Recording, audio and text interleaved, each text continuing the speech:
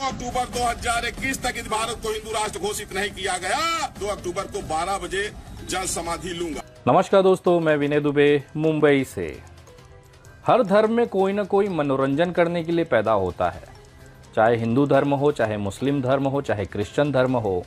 हर धर्म में कोई ना कोई नमूने ज़रूर पैदा होते हैं जो देश का मनोरंजन करते रहते हैं समय समय पर। एक भाई साहब हैं जो अपने आप को महंत कहते हैं। महंत वो होता है ना जो देश सांसारिक जीनों से संन्यास ले चुका हो, उसे काम, क्रोध, लोभ, माया से मुक्त हो। लेकिन हमारे देश में ऐसा कल्चर देखने मिलता है कि जो साधु संत हैं, जिन्हें लोगों के अंदर आध्यात्मिक भावनाएं विकसित करनी है, उसका प्रचार करना है, प्रसार करना है, वो सारी चीज़ें छोड़कर एक नेताओं वाली राजनीति करते हैं। एक भाई साहब अयोध्या से, उन्होंने दावा किया है कि 2 अक्टूबर तक अगर हिंदू राष्ट्र घोषित नहीं हुआ तो वो कल प्राण की आहुति दे देंगे, जल समाधि ले लेंगे। घबराइए नहीं, ये दावे ना इससे पहले भी बहुत बार ये महंत जी कर चुके हैं।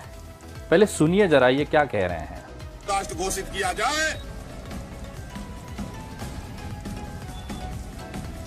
2 अक्टूबर 2021 तक इस भारत को हिंदू राष्ट्र घोषित नहीं किया गया। 2 अक्टूबर को 12 बजे जल समाधि लूंगा।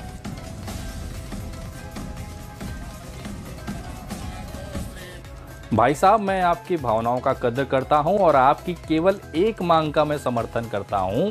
इस देश को हिंदू राष्ट्र घोषित कर देना चाहिए। इसमें क्यों देरी कर रही है भारत सरकार? मैं महंत जी का समर्थन करता हूं।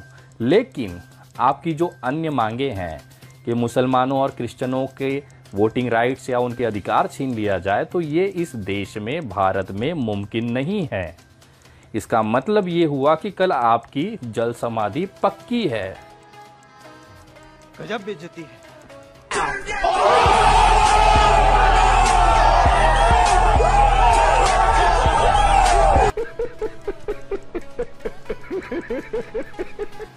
रुको जरा, सब्र करो।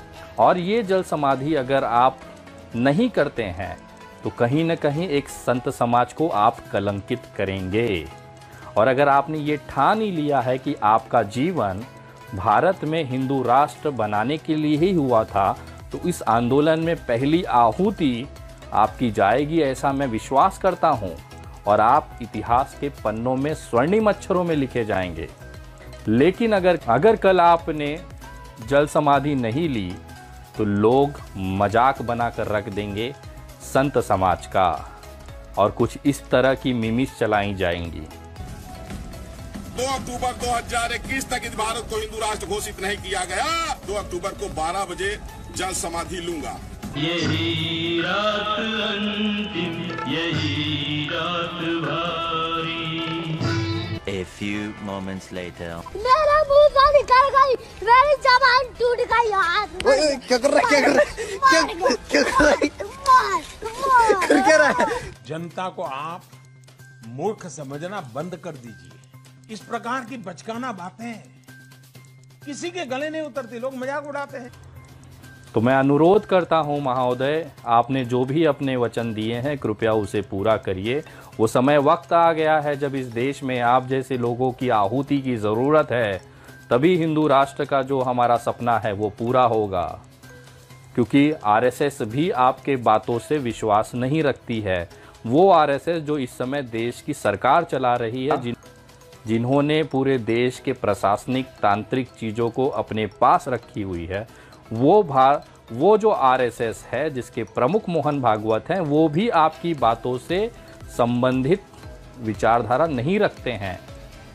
मोहन भागवत जी का जो हिंदुत्व और हिंदू राष्ट्र की जो व्याख्यान है, परिभाषा है, वो अलग है। जरा सुनिए मोहन भागवत जी जो आरएसएस प्रमुख हैं, वो क्या कह रहे हैं हिंदू राष्ट्र के लिए। संघ का काम इस बंधुभाव के लिए है, और इस बंधुभाव के लिए एक ही आधार है, विविधता में एकता। वो विचार देने वाली हमारी चलती आई हुई विचारधारा है, उसको दुनिया हिंदुत्व कहती है। इसलिए हम कहते हैं कि हमारा हिंदू राष्ट्र है। हिंदू राष्ट्र है इसका मतलब इसमें मुसलमान नहीं चाहिए, ऐसा बिल्कुल नहीं होता। जिस दिन ये कहा जाएगा कि हाँ मुसलमान नहीं चाहिए, उस दिन वो हिंदुत्व नहीं रहेगा। अब तो भाई साहब ये बताइए कि आपका कल क्या होना है, क्योंकि अभी तक आज एक अक्टूबर है, रात के 7:30 8 बजने वाले हैं। इस समय तक तो हिंदू राष्ट्र घोषित नहीं हुआ और मुझे पूरा विश्वास है, क्योंकि देश जो जिस संविधान से चलता है वो इसकी इजाज़त नहीं देता, इसकी परमिशन नहीं देता कि इस देश को हिंदू राष्ट्र या इस्लामिक राष्ट्र या कैथोलिक राष्ट्र घोषित किया जाए, क्योंकि ये एक सेकुलर कंट्री है, डेमोक्रेटिक कंट्री है और ये हमेशा से रहेगी, क्योंकि देश किसी पुराण, कुरान, बाइबल से नहीं चलता, ये चलता है संविधान से, डॉक्टर बाबा साहेब आम्बेडकर के लिखे हुए संविधान से, और उन्होंने हर एक पेज पर इसे भारत, इंडिया लिखा हुआ है। तो मैं निवेदन करता हूँ, कृपया संतों का मजाक बनाना बंद करें और कल आपने जो समाधि की चर्चा की है, डिमांड की है, कृपया इस बार तो आप उसे पूरा करेंगे, नहीं तो अगली बार से आपको कोई गंभीरता से नहीं लेगा। विशाल, अगर हम महंत परमहंस दास के बारे में बताना चाहें तो अयोध्या में ये सबसे अकेले संत है। बाकी जो साधु संत हैं वो इनसे काफी दूर रहते हैं, क्योंकि ये इस तरह की चेतावनी कई बार दे चुके हैं। ये कोई पहला मौका नहीं जब ये कह रहे हैं कि जल समाधि लेंगे। इससे पहले जब राम मंदिर का फैसला नहीं आ रहा था, उस वक्त ये अनशन पर बैठे थे, आमरण अनशन पर बैठे थे। योगी सरकार को मजबूर होना पड़ा था इनको अनशन से उठाने के लिए और इनको अस्पताल ले जाना पड़ा था। तो इनकी ये मांगे सुर्खियों में बने रहने के लिए ज्यादा होती हैं और वास्तविकता में बहुत कम होती है। और मैं भगवान से प्रार्थना करता हूं कि भगवान कल जब ये जल समाधि लेंगे तो अपने श्री चरणों में इन महाशय को अपना जगह दें, इनकी आत्मा को भगवान शांति दे और इनके किए हुए प्रयासों की ज्योति इस विश्व में प्रज्वलित करके एक ऊंची आयाम इस महोदय को दिया जाए, जिसके लिए इन्होंने बार बार धमकियां दी हैं। और फाइनली कल 2 अक्टूबर को ये अपने शब्दों से नहीं मुकरेंगे, ऐसा मुझे विश्वास है। कल के जल समाधि की आपको ढेर सारी शुभकामनाएं और धन्यवाद कि आप जैसा पुरुष, आप जैसा वीर इस देश की धरती पर पैदा हुआ। लेकिन अगर कल आप अपने शब्दों से मुकर गए तो महोदय, मुझे बोलते हुए बहुत शर्म महसूस हो रहा है कि आप जैसा व्यक्ति जो केवल ड्रामे और को केवल अपने आप को प्रचलित करने के लिए, विख्यात करने के लिए इतनी ओछी हरकत करेगा, वो भी एक सनातनी चोला पहनकर, तो इस देश के लिए, इस हिंदू समाज के लिए, इस सनातन धर्म के लिए आप केवल एक कलंक के तौर पर जाने जाएंगे, ऐसा मुझे विश्वास है।